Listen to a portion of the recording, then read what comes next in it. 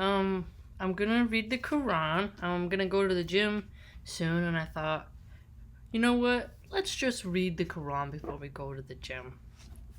The Quran will help me not eat 4 slices of cherry pie before I go to the gym. So better to read the Quran than to be tempted by that cherry pie just sitting on my table. Okay, ALR, so I think that's the Bismillahir Rahmanir Rahim. I think that's what that is. This is a book with verses basic or fundamental of established meaning, further explained in detail from one who is wise and well acquainted with all things. It teaches that ye should worship none but Allah. Say, Verily I am sent unto you from him to warn and to bring glad tidings, and to preach thus. Seek ye the forgiveness of your Lord, and turn to him in repentance, that he may grant you enjoyment good and true, for a term appointed, and bestow his abundant grace on all who abound in merit. But if ye turn away, then I fear for you the penalty of a great day.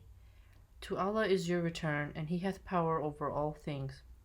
Behold, they fold up their hearts, that they may lie hid from him. Even when they cover themselves with their garments, he knoweth what they conceal and what they reveal. For he knoweth well the inmost secrets of the heart. Wait, hold on. No.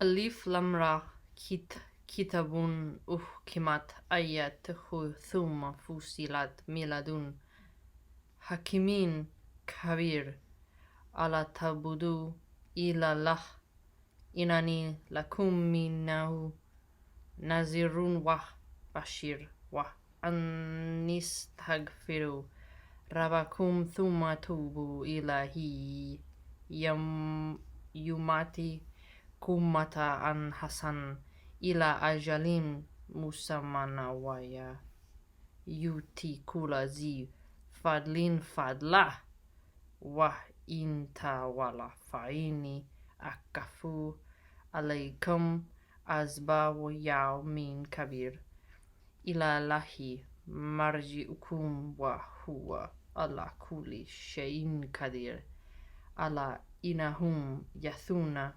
sudurahum liyastakfu min ala hina yastagshuna thiyabahum ya lumuma yusuruna wama yulun inahu alimum bistis sudur.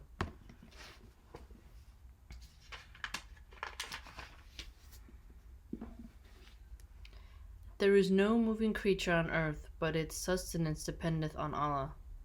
He knoweth the time and place of its definite abode and its temporary deposit. All is in a clear record.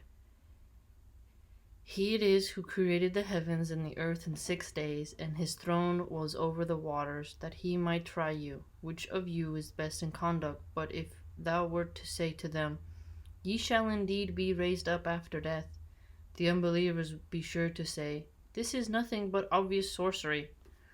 If we delay the penalty for them for a definite term, they are sure to say, What keeps it back? On the day it actually reaches them, nothing will turn it away from them, and they will be completely encircled by that which they used to mock at. If we give man a taste of mercy from ourselves and then withdraw it from him, behold, he is in despair and falls into blasphemy. But if we give him a taste of our favors after adversity hath touched them, he is sure to say, All evil has departed from me. Behold, he falls in exaltation and pride. Not so do those who show patience and constancy and work righteousness. For them is forgiveness of sins and a great reward. Perchance thou mayest feel the inclination to give up part of what is revealed unto thee, and thy heart feeleth straitened lest they say, Why is not a treasure sent down unto him? Or why does an angel not come down with him? But thou art there only to warn. It is Allah that arranges all affairs.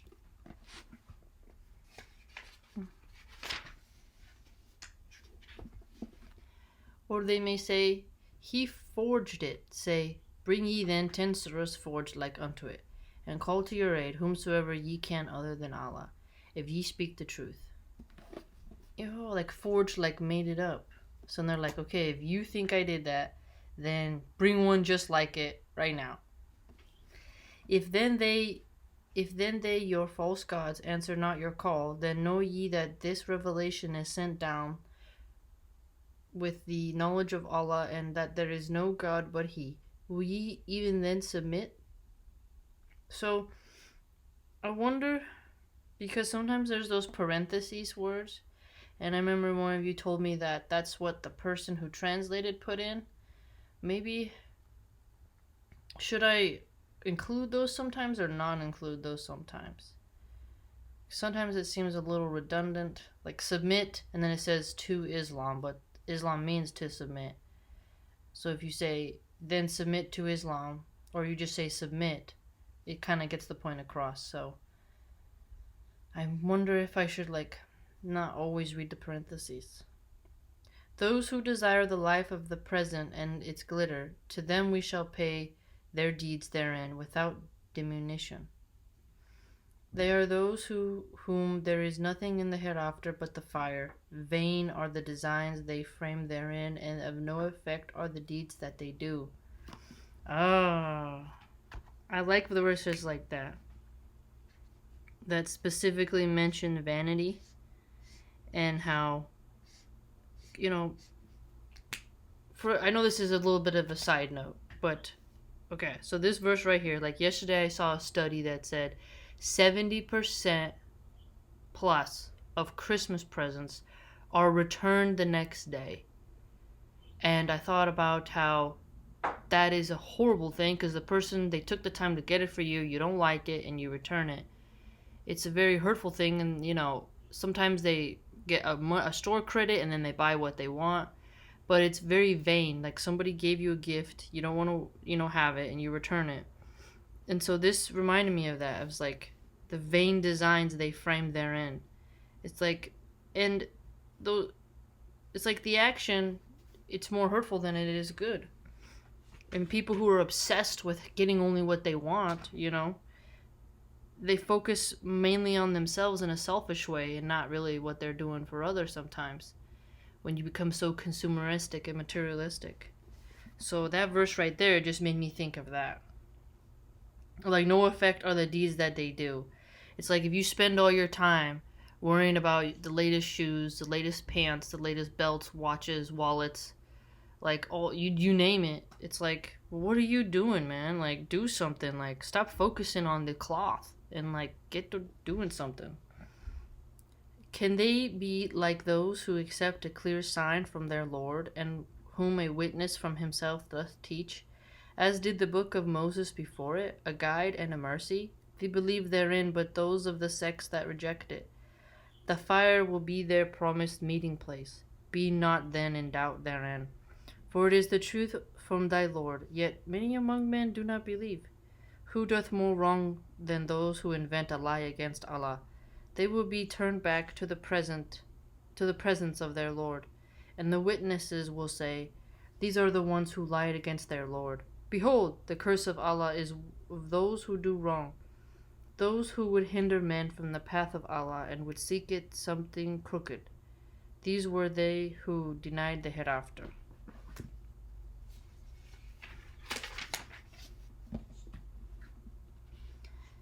They will in no wise frustrate his design on earth, nor have they protectors besides Allah.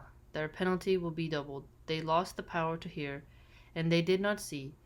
They are the ones who have lost their own souls, and the fancies they invented have left them in the lurch. Without a doubt, these are the very ones who will lose most in the hereafter. But those who believe and work righteousness and humble themselves before their Lord, they will be companions to the garden, to dwell therein for aye. These two kinds of men may be compared to the blind and deaf, and those who can see and hear well. Are they equal when compared? Will ye not then take heed? We sent Noah to his people with a mission. I have come to you a clever warning, that ye serve not but Allah. Verily I do fear for you the penalty of a grievous day. But the chiefs of the unbelievers among his people said, we see in thee nothing but a man like ourselves, nor do we see any that follow thee but the meanest among us, in judgment immature, nor do we see in you all any merit above us. In fact, we think ye are liars. He said, O my people, see ye if it be that I have a clear sign from my Lord, and that he has sent mercy unto me from his own presence, but that the mercy hath been obscured from your sight. Shall we compel you to accept it when ye are averse to it? That's an interesting thing. Like, shall we compel you to accept it when ye are averse to it? I'm reading that in two ways. In a very kind way of like, we're not gonna force it on you if you don't want it. But then some people could also read it as like, shall we compel them if they don't want it? Which I think it's the former rather than the latter. Because one thing that I like is that Muslims don't overly like knock on your door and try to like bother you all the time to convert you.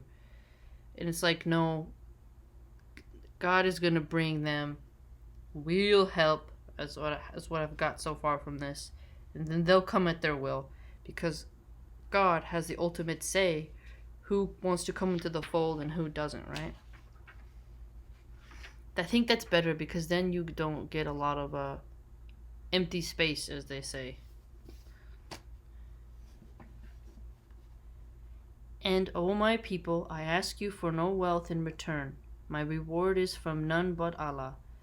But I will not drive away in contempt those who believe, for verily they are to meet their Lord, and ye I see are the ignorant ones. And O my people, who would help me against Allah if I drove them away? Will ye not then take heed? I tell you not that with me are the treasures of Allah, nor do I know what is hidden, nor claim I to be an angel, nor yet do I say of those whom your eyes do despise that Allah will not grant them all that is good. Allah knoweth best what is in their souls. I should, if I did indeed be a wrongdoer. They said, O Noah, thou hast disputed with us, and much hast thou prolonged the dispute with us. Now bring upon us what thou threaten us with, if thou speakest the truth. He said, Truly, Allah will bring it on you if He wills, and then ye will not be able to frustrate it. No prophet will be my counsel to you, much as I desire to give you good counsel, if it be that Allah willeth to leave you astray. He is your Lord, and to Him will ye return. Or do they say, He has forged it? Say, if I had forged it on me were my sin, and I am free of the sins which ye are guilty. It was revealed to Noah, none of thy people will believe except those who have believed already. So grieve no longer over their evil deeds, but construct an ark under our eyes and our inspiration, and address me no further on behalf of those who are in sin, for they are about to be overwhelmed in the flood. Oh, I think we're going to get into the flood. Okay, family, I'll cut it off here. We're at the 13-minute mark, and we're going to get into it. Oh, I think it's going to get into the flood.